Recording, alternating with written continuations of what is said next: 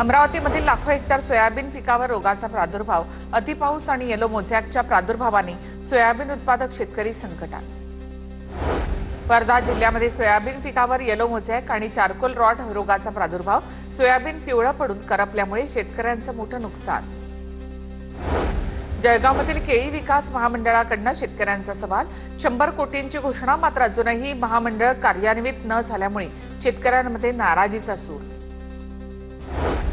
बुलढाण्यामध्ये शेतीच्या बांधावर शेतकऱ्यांचं आमरण उपोषण, अतिक्रमण केलेल्या शेतीवर हॉस्पिटल बांधण्यास शेतकऱ्यांचा विरोध, प्रशासनाकडे चुकीचा अहवाल देणाऱ्या अधिकाऱ्यांच्या विरुद्ध कारवाईची मागणी।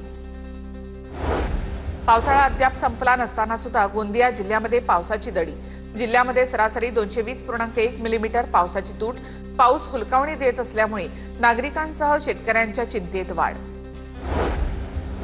भंडाऱ्याच्या दिघोरी मोठीमध्ये प्राथमिक आरोग्य केंद्राची दयनीय अवस्था, इमारतीच्या छताला गळती, परिस्थिती गंभीर, अनेक वर्षांपासून नवीन इमारतीची मागणी, रुग्ण तपासणी सुरळीत राहावी यासाठी संपूर्ण आरोग्य केंद्र ताडपत्रीने झाकलं।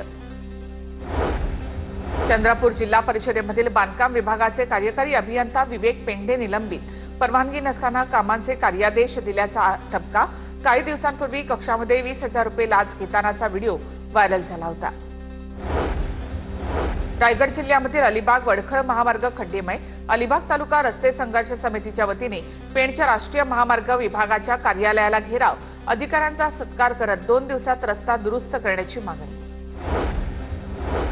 अमरावतीच्या मेळघाटमधील 22 गावांचं विद्युतीकरण होणार, विद्युतीकरणासाठी 56 कोटी 41 लाख रुपयांचा प्रस्ताव तयार, चिखलदऱ्यामधील 14 आणि धरणीमधील 8 गावांचं विद्युतीकरण होणार।